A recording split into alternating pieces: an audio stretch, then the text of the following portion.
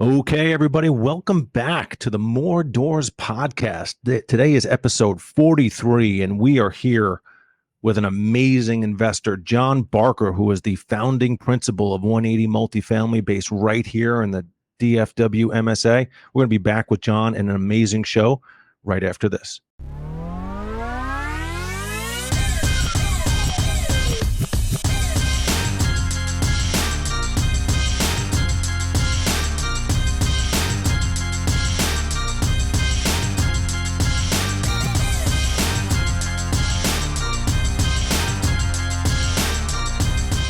Okay, everybody, welcome back. Today's episode 43.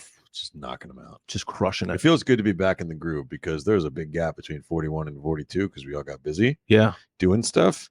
It feels good to be back on a absolutely on a weekly. We're picking up some mojo again. Mm-hmm. Speaking of mojo, heard from the lender today. A couple of last pieces of paperwork to sign, and we'll be hopefully coming on to the closing table on our latest acquisition here in the next week or two. Super exciting. It's always good when the lender's sending you more stuff to sign because that means the deal's still on. That's well said. This is why we keep him around, by the way. This is very astute. And then outside of that deal, all right, we actually are taking the next step in our journey, diversifying a little bit further, moving into the storage realm. The storage and RV realm. Yeah. So we're about to, by the time you hear this, probably close on our first one there, which is exciting. And, you know, we've talked about this in our partnership and things like that. Like we're JVing this one because it's an opportunity to learn the business and then decide if it's a path we want to start to go down and master. A lot of syndicators, they don't do it that, or investors, they don't do it that way. They try to own every aspect of every different persuasion right out of the gate, and then they become jacks of all trades, masters of none. We always like to partner with people that are smarter than us on the first deal in a new persuasion so that we know this is something we'd like to master, or we're just better being investors on this side and using it to diversify. Yep. And when you have somebody like me on the team, finding people smarter than you ain't that hard. So we have a pretty low barrier for that. For all of us. All right. Before we jump into the show with our amazing guest today, let's give a nod to our sponsors. Yeah. Go check us out, deepbluere.com, Deep Blue Capital. You can check out all our faces with the amazing blue background. Go check out Brian the Force's amazing weekly newsletter that he puts a lot of care and love and working on an ebook too. I got to send you the first draft. Ooh, so you can spell check the heck out of that. Spell check. I mean, you're creative, but you spell like shit. I think it's about 30 pages, so we put the over under on 497 spelling mistakes. Nice. 497. Got it. All right. Go subscribe to deepbluere.com. Follow us on all the socials. Smash that subscribe button. And after you've smashed the subscribe button, go check out our boy, Jesse, the best beard ever, Showalter, at torestudios.com, TORE studios.com. Yeah. If you want to have an amazing podcast and get yourself out into the ether, Jesse's the man to do it, and tell him we sent you. It's a good reminder. We were doing some website maintenance. Remind me to get the website back up after this. That's probably good. We were working on some stuff in the background. Cool. Until you mentioned that, I was like, geez. Don't go there. See that? Indirect impact. Yeah, that's exactly what I'm all about. Exactly. All right. Well, good to see you, brother. Good to be back. Man. Lots of exciting stuff going on. Feeling really good. It was fun playing pickleball with the wives the other day. Matt's first time playing pickleball. No. First time against you. First Second time overall. Second time I'm overall. An expert, dude. He was good, man. He was really good. I was trying to do the thing where, like, I've played quite a bit, you know, so I was trying to take it easy at first, and then I snuck in one of my really good, like, top spinny serves, and he just slapped it right back to me. I was like, take that, Tonto. This dude can play for real. It was a lot of fun. Nobody got hurt. It was nice. And then we got, you know, some drinks after. Yes. I was feeling those margaritas the next day, by the way. That's a really good restaurant. I like that spot. Those pineapple margaritas. Yeah. That's really good. Yeah. Please do tell. What is this? Oh, yeah. Restaurant? Free shout out. Petra and McKinney. Okay. They have a pineapple jalapeno margarita that is very, very good. Very nice. It looks like a hole in the wall place. That's how you know it's good. Of course. It's really good. Yeah. Check it out. All right. Well, let's get back to the roots. Multifamily. Let's talk multifamily. And we have quite the guest today. You want to welcome him in, Brian? I am excited to welcome Mr. John Barker from 180 Multifamily, local boy. I always love to talk to local guys because we live in like what I believe is the best market for multifamily in the country. But we talk to people from all over the country, so getting localized and communicating just on that level is really, really fun. So, John, welcome to the show, man. Thanks for taking the time. Thank you guys for the invite. Great honor to be here. Absolutely, brother. And I always say this when we bring on guests. I never like to do anybody's bio for them. We can always just go on LinkedIn and get the bullet points or whatever, but we love to hear it from the horse's mouth. Give us a little background. Who is John? A little bit about your journey, just whatever our listeners need to know. Oh, goodness gracious. I don't want to bore you guys with my Never. Well, I moved to Dallas right after college, 2 weeks afterwards, and I actually had a degree in law enforcement with the aspirations of going and being a federal agent. So how we ended up where we're at today is, I'm still trying to figure that one out.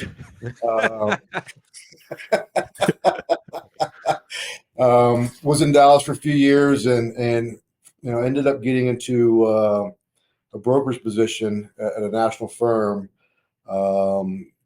as a multifamily broker, and where there was no salary, no benefits, no nothing, just kind of eat what you kill kind of scenario. The only thing I knew about real estate at that time was really how to say real estate. I had no background, experience, education, or anything in that fact. So I found it exciting because it was really the sky's the limit, no glass ceiling. I like the fact that at the end of the day, it was what I made of it was my success level. So it really drove me. That first year was extremely painful as a broker. I made no money. It was highly competitive. But I ended up getting a niche in that second year. We did well and just kind of escalated from that. Ended up being, one of the top, multifamily brokers in the country. But throughout that process, I knew that I wanted to be in on the ownership side. So I started buying some smaller properties and then started 180 in 2009, which obviously at that time was a very volatile and crazy time in our world with the downshift of the market. But we found some buying opportunities. I ended up buying my first deal here in Arlington. It was a seller finance deal, small cash down. You wrapped the note, and the deal was that we would stabilize it, refi it, and move on down the road. And it was a fortunate deal. I mean, it took some time. I closed on the deal. I always tell this story because I think it's interesting. We closed on the deal at 3:00 in the afternoon. At 3 a.m., I'm getting a call from the police. There's a double stabbing on site. Oh, no. My wife looked at me and she's like, "What did you do?" I said, "Don't worry about it. That's our kids' college fund." And, you got to break a few eggs to make an omelet. just look down the road. Anyway, ultimately speaking, and so rest assured, after a lot of blood, sweat, and tears, we got that deal turned around, refinanced, parlayed that into another deal. And just that's really where the ball started rolling. Now, initially, when I started 180, we didn't use outside capital. It was all our own money. I didn't have the confidence, the experience, nor did I ever want to risk somebody else's money. So that's probably a little bit more old school, traditional, if you want to call it, or whatever you want to call it, maybe dumb. I don't know. And so that's how we did it. So we bought our first deal. We bought our second deal, which was a block away. That was a neighboring asset that I walked down to that property every week and met with the owner. And finally, after a few years, got him to sell us the asset. And then parlayed into our first large deal, Las Palmas, which I bought out of out of probate in 2015. We got a great basis on that deal. And at that time, we started getting some interest from some friends and family as far as investing. And so we started opening opening those doors for friends and family. And then in 2018, we did our first true GP-LP syndication with the family office, a deal we bought in Oklahoma. We owned that deal for 2 years, turned around, we had a 2.5 multiple. I think we averaged about 20%, cash on cash annually in that deal. I wish all deals were that good, but that was just a great first deal to have where we had outside LP money. And so to date, we've got 34 assets in 2 major markets in Dallas and in San Antonio. I'd say half our portfolio is still owned internally through 180. The other half is with outside capital. Our objective is really not to buy and flip. That's not saying we don't sell deals quickly. Obviously in the last few years, from 19 to 21, 18 to 22, whatever it is, we did sell some deals inside the time period we'd underwritten or expected to, but that's not truly our MO. We are typically long-term cash flow. I'd say all of our debt, 95% of our debt, is fixed rate, long-term agency debt. We do have a couple bridge loans, but outside of that, our intention on all of our assets is to maximize cash flow for our investors. So that's a real kind of compressed, story on 180 and how we started and where we're at today. Nice. So you started out in Arlington, right? You mentioned your first deal was there. How did you end up in San Antonio? Yeah, it's interesting. I was actually at a conference, and I was sitting next to a guy who was a developer who developed a deal in San Antonio. It's a brand new 2018 deal. And he said, we're looking to sell out of this. And so then I was like, well, we don't have anything in San Antonio. So I started doing some research. And at that time, San Antonio had tremendous growth, job-wise, had tremendous growth. There's tremendous demand for housing. What we saw is obviously during this thriving market we're in, that all these people were moving to Texas. There was just a tremendous amount of influx from out of state. Well, for the people that wanted to go to Austin but got outpriced by Austin, the people that got outpriced by Dallas or even Houston were then being led to San Antonio. There was good employment, but the cost of living was less than some of the other major markets. So we found that interesting. And so I visited a few times. We made some offers on that A-class deal with that developer. It did not come to fruition. They took it to market. COVID hit. It blew out of contract. I continued to have conversations. And then ultimately, a couple years after we met, I think we ended up closing on that deal in 21. We ended up finally coming to the terms. I think it was a price lower than I initially offered 2 years prior because they were that motivated to get out of it. We still on that deal, and we've done extremely well on it, but that's how we broke into the San Antonio market. And then we did a follow-up deal, a 678-unit deal down there as well. So we have 1,000 units in San Antonio. We like that market. It's a little soft right now, but I believe with the any market in Texas, it will come back stronger than ever. Yeah. And we're obviously very bullish as well. Yeah. Tell us a little bit, I appreciate the background, and you're giving a ton of insight into the journey and the company. The deal size I'm realizing is very eclectic though. So what is, when you go in to look at the DFW market, for example, what is your right down the fairway buy box? If you had the perfect deal, what do you guys really look for? I think there's two key parameters that we look at. So, if you look at our portfolio, it is very eclectic. We have A, B, and C. We have smaller assets, medium assets, and large assets. I'd say that what we're typically targeting are going to be the 200 plus units. But that's not always the case. My two main drivers are going to be location number one, basis number two. Yep. We're not going to buy at a bad location regardless of basis. Yep. Doesn't matter. It's too much of a challenge. We've been down that road. It's just not going to happen. And at the end of the day, we're not going to be the highest bidder on every deal. We're going to bring a surety close. We're going to bring a track record. We're going to bring basically a no nonsense kind of close. And any client that or any person you talk to, investor we worked with, that we bought a deal from, will tell you that our transaction process is very smooth. Yep. And so there's a lot of value to that, especially to repeat people. Like, for example, we bought a deal in Arlington, the Mirage. Well, that seller came back to me and said, "Hey, we have a deal in Dallas. We like working with you." And so that parlayed into another deal. So again, I think it comes down to ensuring that, that when we're coming in, we're doing what we say we're going to do. And if the offer that we make on the front end doesn't work, it doesn't work. It's strictly business. There's nothing personal about it. And we don't like to get caught up in the competitive environment. That's just not our way. Yeah. Mm-hmm. And that's such great actionable advice for GPs or investors looking to kind of get started and especially going into maybe larger deals than they're used to, is, your ability to provide a smooth and seamless transaction process is so crucial. There's nothing against being ambitious, but if you're trying to level up in deal size, it's so important not to get over your skis. And, you go, I think I can raise the money. I think I can get it done. Right. And then you actually get, maybe you actually are the highest bidder and you've got a little bit tougher time raising the capital. The deal's maybe not a home run. It's maybe a double. And now all of a sudden you're sweating bullets, not knowing if you're going to get this thing to the finish line.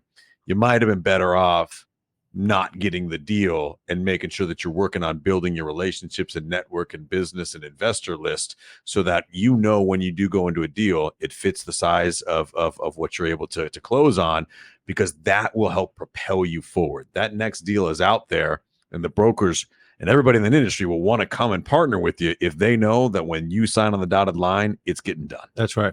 And I think John and I had a conversation probably a year and a half ago about a deal in Dallas that coincidentally we were both looking at, right? And he told me the number that he threw out, and it's like, it's not the best number, but we're going to close, right? And I think that makes a whole lot of difference. And I think we're seeing now, we looked at that other deal in Waco, right? And they just closed on that deal last week. And I think we looked at it in August. That was their third buyer. Yeah. Right. And so you're starting to see the folks that are probably getting very ambitious on the spreadsheet and getting a little out over their skis on the raise. And then all of a sudden they can't close. Right. And surety of close is super duper important. And I admit that sometimes you kind of get caught in the emotion and the excitement of pursuing a deal, but you got to know when, what your top dollar is. 100%. Right. 100%. John, one question I have for you is when you're thinking about the tactics of investing in multiple markets and then multiple asset classes, right? Who on your team is responsible for underwriting those deals and being familiar with the differences between A, B, and C, underwriting criteria, and then layering in kind of multiple markets and being able to make sense of all that rather than looking at everything similarly? Very good question. And I'd say initially, just so you know, initially when we started 1A, it was all true value add C class. And as we've grown, we've progressed into different asset classes, Bs and As.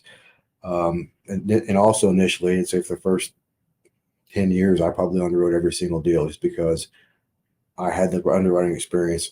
I knew the deal.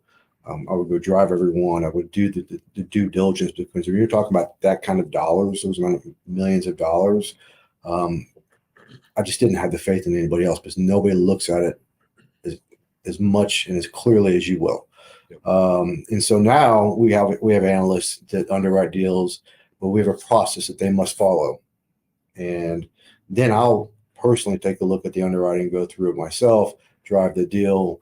I'm heavily involved on that side of it because there's not,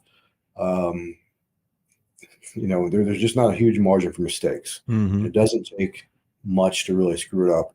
And if you go by just standard underwriting, which we see by, and nothing against brokers, I was a broker for 15 years, but if you look a lot of their underwriting, it's very standardized.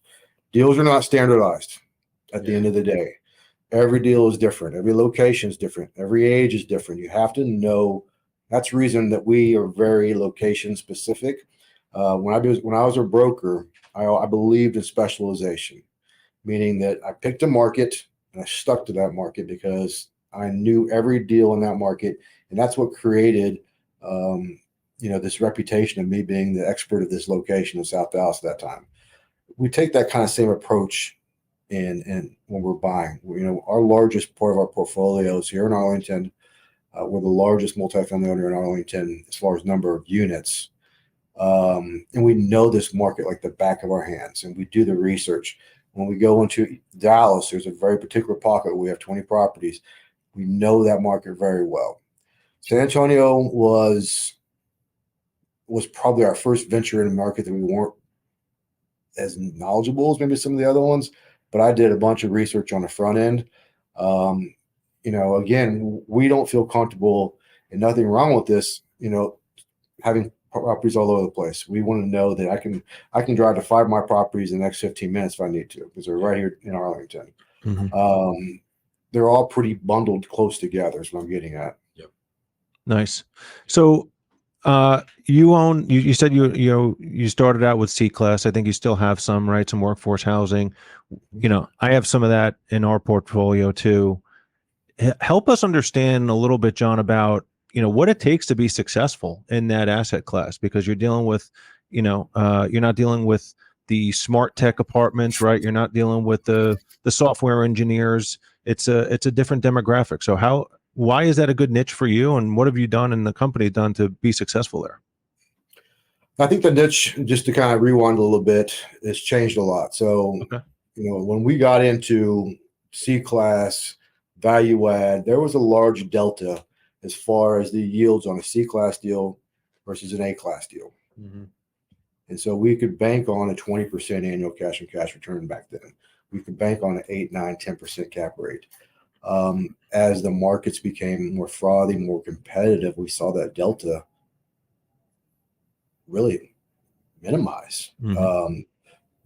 I would say that it became so competitive in 2021, 2019, 2021 that everybody is underwriting these, and what I consider to be very aggressive underwriting as far as a 10, 12, 15% annual rental increase, when we're underwriting at 3 to 5 on the high end, just because maybe the deal's just really in a tremendous location. I just didn't think they're there. And what we've seen, candidly, is our A deals have outperformed our C deals in the last couple of years. No kidding. Without question. Why do you Really? think that is?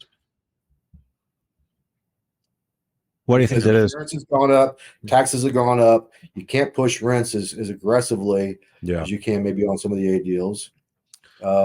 And so that's why we're kind of changing our focus more to that A-class institutional for two reasons. A, it's, doing a C-class, it's got great benefits and great returns if you buy right, any deal if you buy right.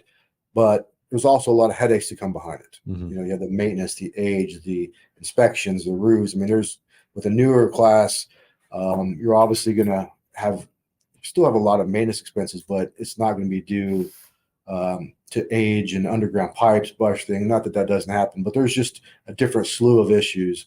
So we like that newer stuff. Don't get me wrong, I still buy some C-class, but again, it has to be in the right location at the right basis. Yeah, that makes perfect sense. And yeah, 2020, 2021, you talk about that delta, it vanished almost, Oh yeah. They were marketing C-class deals like they were A-class deals and getting the same price. Well, so to that point, John, I don't want to put you on the spot here, but I got to ask, because you come from the broker world, but you're an investor now, and I mean, I have been for years and years, but you started, on the broker side.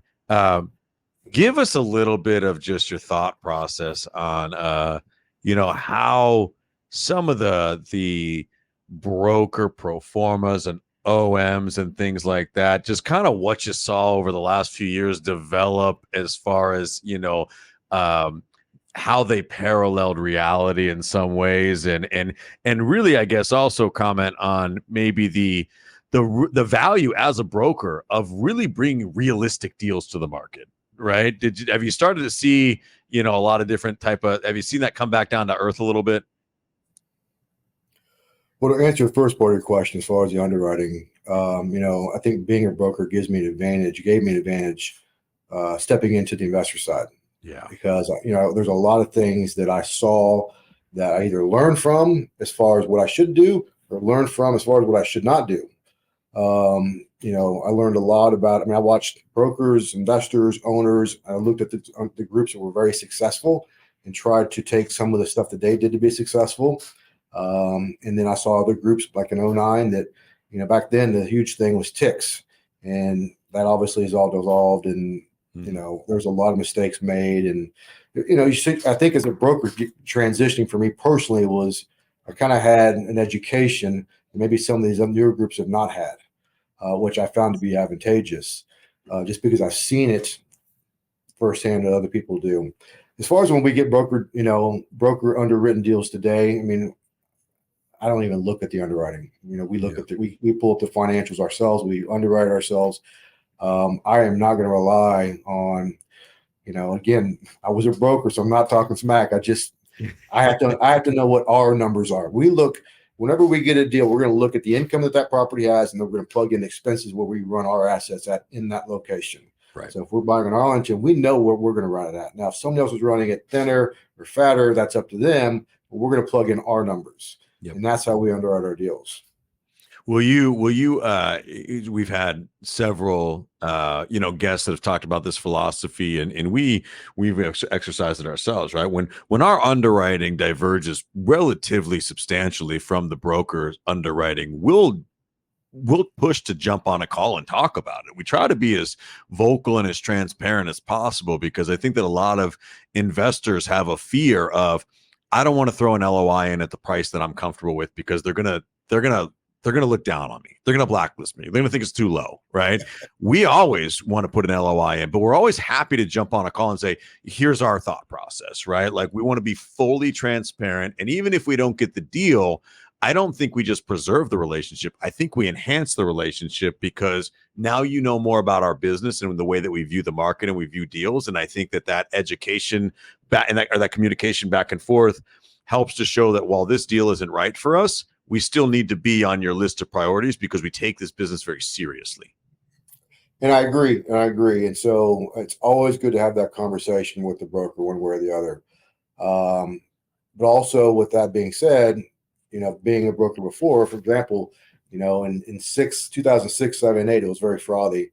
And so if somebody came in with an offer that wasn't really up to par, we had 7 others behind or even more. And we saw that in 1920. So I think it's good to have that call with the broker and say, listen, we like the deal. Here's our underwriting.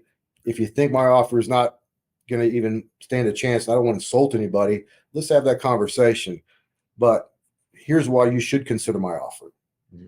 But I also want to make the point that, I don't think it's wise for us as investors solely to work on or solely to rely on brokers. I think that over 50% of the transactions are still done principal to principal. There's opportunities out there outside of just the brokerage world. And I think that's a trap that a lot of people get caught in. If you look at our portfolio, a good amount of those have been done direct. Not that we're trying to cut out the broker. Brokers bring a lot of value, but there's also opportunities outside of that world. Sure. And you might be one of the first guests that's ever really gone too far down that rabbit hole with this. When you talk about doing a lot more deals principal to principal, how do you systematize that? What's been your best strategy of finding deals straight from the owner? I think initially when we started 180, it was just relationships because I'd obviously had a relationship based on when I was a broker. But now, it's, hey, listen, we call somebody or whatever the case may be, and we may own a property next to theirs, or maybe. And what's something that's been very successful for us is we've done deals with them in the past, where they've seen us do deals. And I think that, that just comes with track record and time and reputation. Yeah. So sometimes they'll seek you out just based off reputation and want to go straight to you. That makes perfect sense. Nice. Yeah. John, I have 2 questions, so many questions, but I'm going to stop multi-layering. First question is, as you've scaled, right? You had, when I was at your office way back when, you had quite the team, right? What's been your philosophy around people and building an amazing team around you that can ultimately analyze deals, acquire deals, manage deals across 2 big, huge MSAs and 34 total assets? I don't know. I think that's just having good people around me. Our model here at 180 is, be happy, be 180. The culture we want to create is that this is an environment where, if I'm not happy, I don't want to be here. And so, first of all, I love this business, and my entire world outside of my family revolves around it. And so, but that also comes with having the right people around you. I'm not saying that we haven't had people come and go. I mean, that's just the natural course of business. But we've had a lot of tremendous people that have worked for this company and have helped grow the company. And initially we were, a completely vertically integrated company.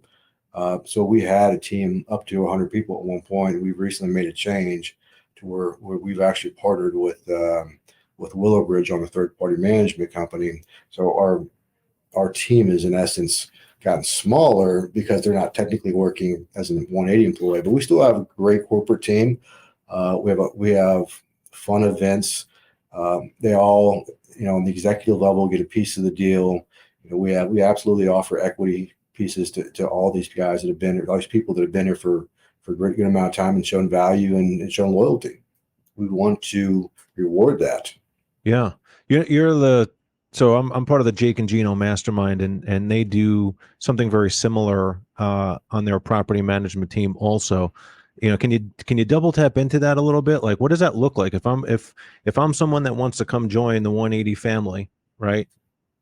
Recent changes aside, like how long would I need to be there for, and what would something like that look like? As far as getting equity? Yeah. I think it depends on the role. Mm-hmm. For example, we had a guy came in a few years ago, started as an intern. He rolled into an analyst, asset manager, senior asset manager. At that point, he'd spent some time. We gave him some equity. Unfortunately, he left to go work with the family business after that. But had he stayed with the firm, he could have done very, very well. Not that he's not doing well. I'm just saying that opportunity was there and he'd earned that. So we definitely want to recognize and reward people's hard work. And I am not opposed to ever putting a piece of the pie on the table for somebody to go out and get. Doesn't bother me at all. I think it's very exciting, especially with, and there's nothing better than seeing their face getting that check and they're like, I didn't realize it was going to be that big. I had no idea. I love that. Yeah. It's a kind of fun thing. That's awesome, man.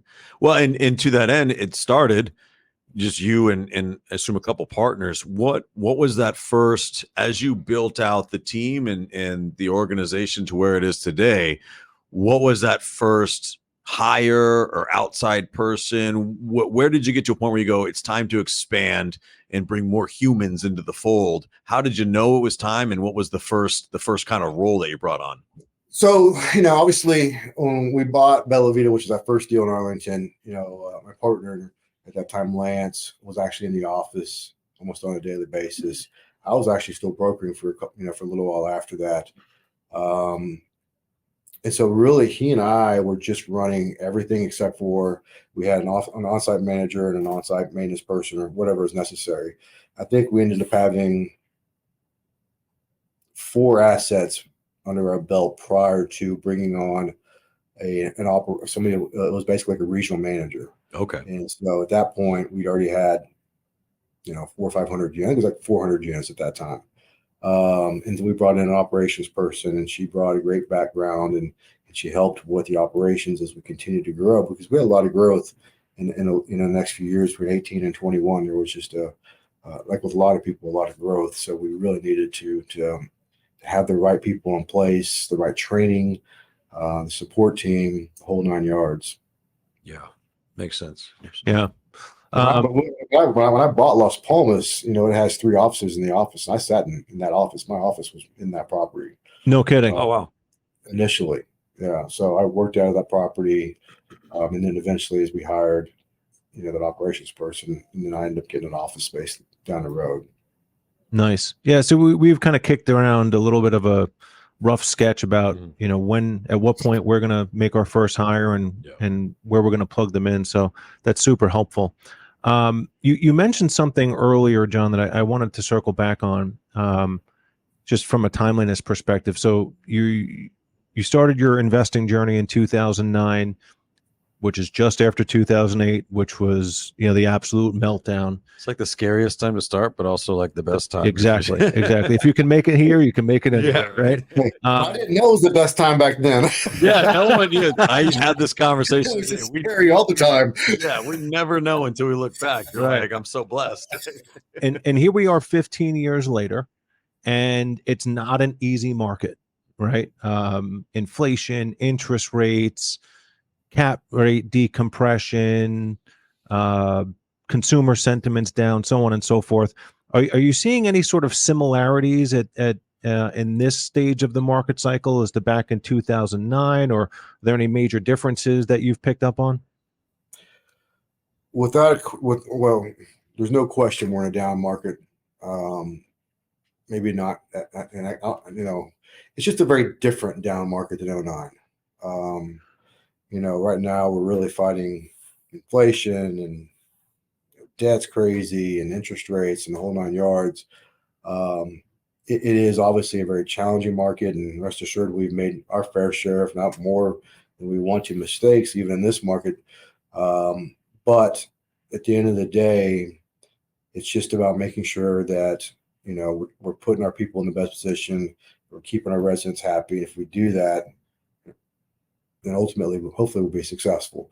But we were waiting, and we've been expecting a down market. I mean, obviously, this was a very long run, and going through '09, that was very challenging. And we saw, obviously, like we're starting to see now, a lot of deals that went under very quickly.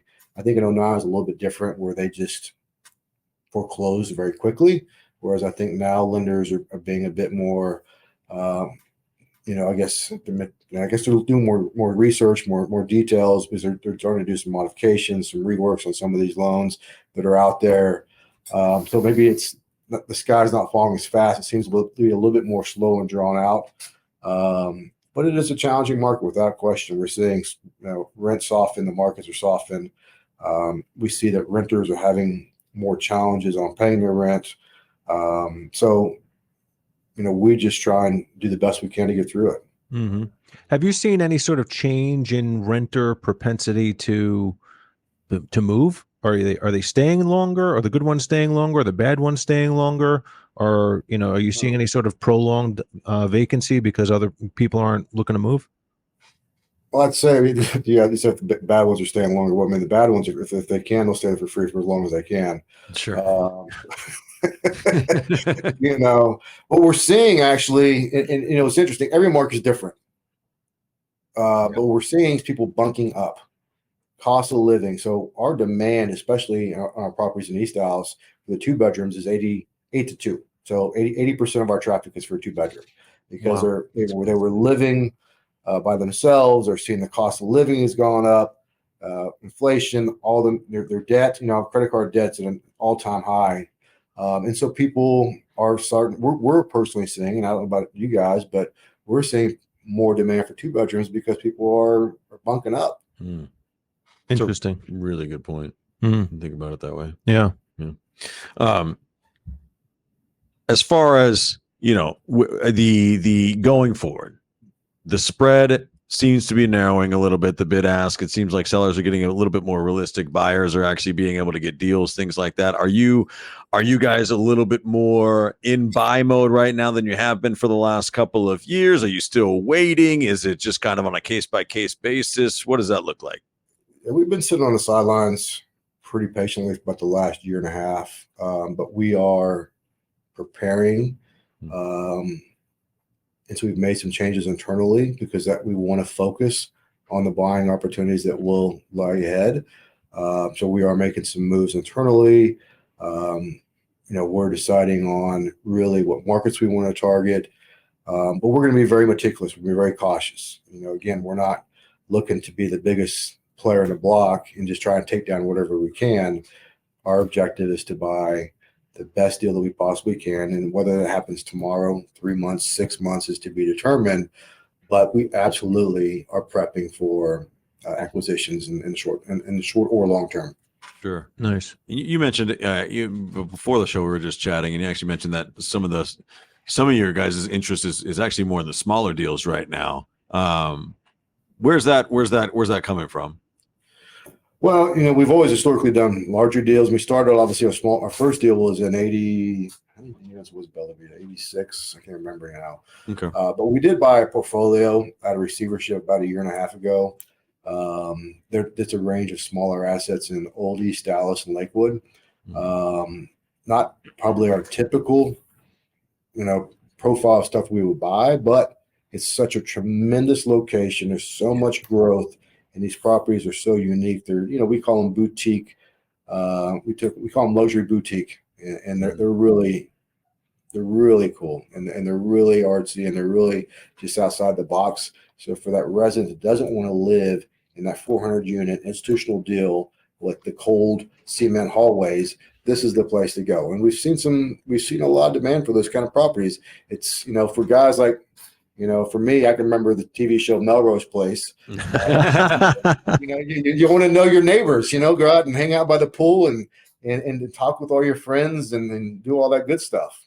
Yeah, it is interesting how those trends work. There's 10 years ago, especially around here, Class A, those big box, what you would call kind of institutional, that was like all the rage, amenities, right? Like everybody was competing to have the nicest gym and all that type of stuff. And now it seems like people are trying to trend back more towards a little bit more intimate setting. Yeah. We missed that deal in Old East Dallas last year with Hugo, right? I don't think it sold to anybody. I don't think it ended up selling at all. So maybe they should have just taken our offer. I know. Well, wasn't the highest, but we would have closed. Call him right now. I'm sure to take your offer. Yeah, exactly. We're doing business here on the air. We need to call those guys. I love your style, John.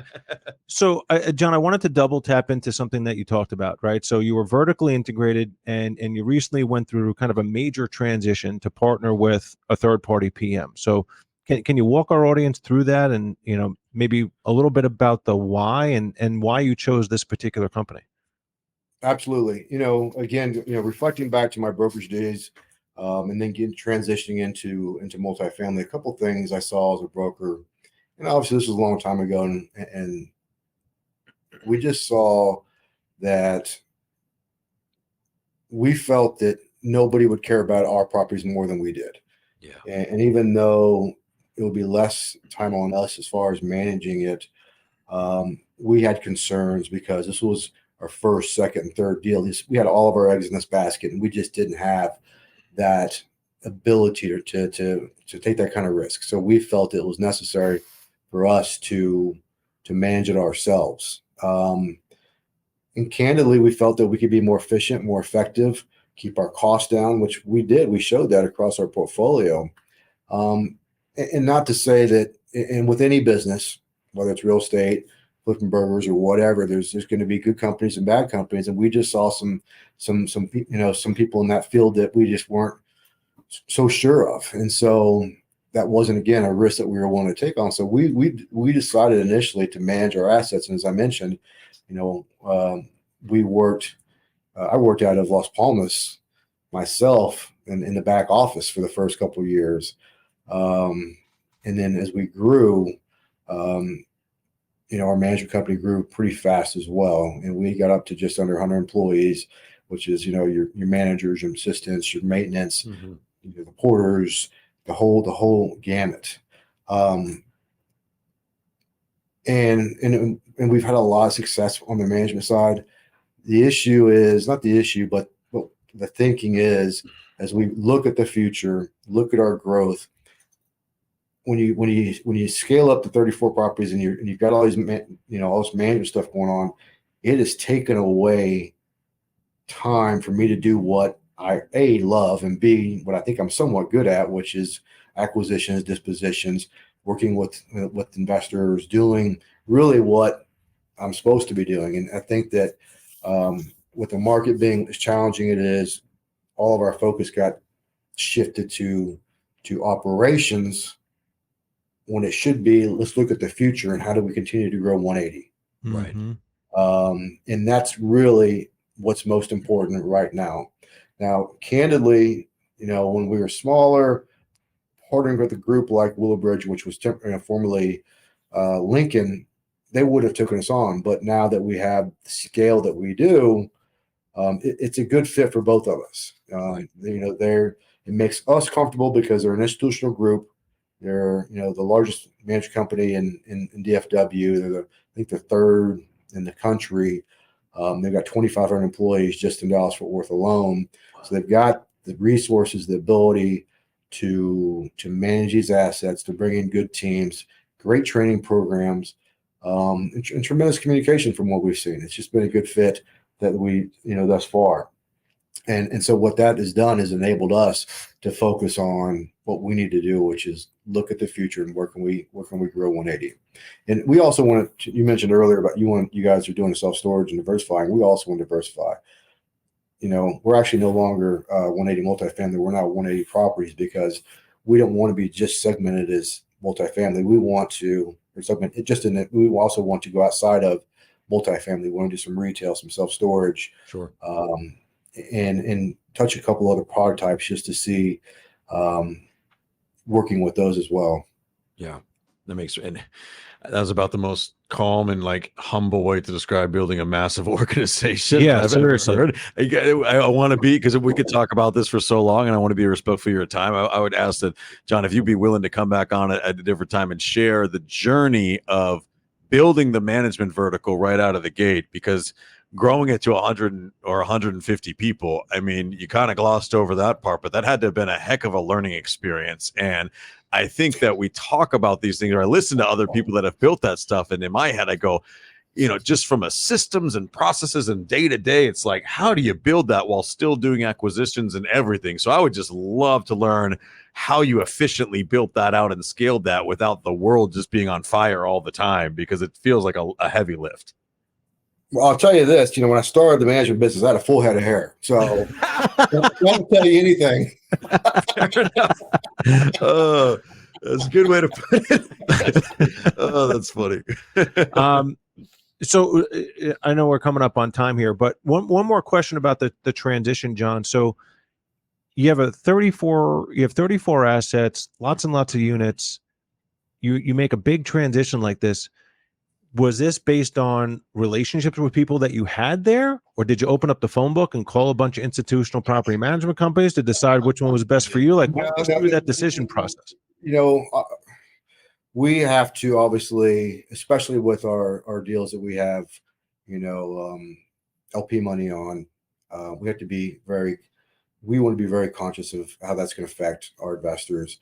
And so we're not just going to hire ABC management company. It has to have the institutional quality. It has to have the background of 40 years experience and just a tremendous success level for us to be able to go to our investors and say, here's why we're making this change. Yes, we've done great ourselves over the last 15 years and you've got great returns, but we're going to make a change. If we don't put the right management company in place, that could be, pretty detrimental. So we don't want to just hire anybody. So speaking with some of my larger equity partners, we talked about a few different groups. I interviewed a few different groups. Candidly, right out of the gate, I knew Willowbridge, which was Timberlake, again, formerly Lincoln, was going to be our group that we work with. They tend to be very well. They were very responsive. Underwriting was very good. They're on site within a couple of days of me calling them. It was just a great overall fit. The team over there is very proactive. We do weekly calls, and so I just think as a whole, it was a good choice. But again, we probably wouldn't have done it when we were a much smaller company, because a group like that wouldn't have taken us on. Gotcha. So you've gone through this transition. Sounds like it's going well. You see market opportunities out there. You're looking to diversify away from just multifamily. You mentioned storage. You mentioned retail. What do you think the second half of the year looks like for 180? I'll go over to my crystal ball and let you know. Would I like to buy a deal or two? Absolutely. Is that absolutely going to happen? I don't know. Again, I don't know if it's going to be today, tomorrow, 6 months. It just depends. As we continue to research on what we find out there. Obviously, we're educating ourselves right now on other product types. I've got quite a bit of knowledge on triple nets. We may look at some larger triple net deals.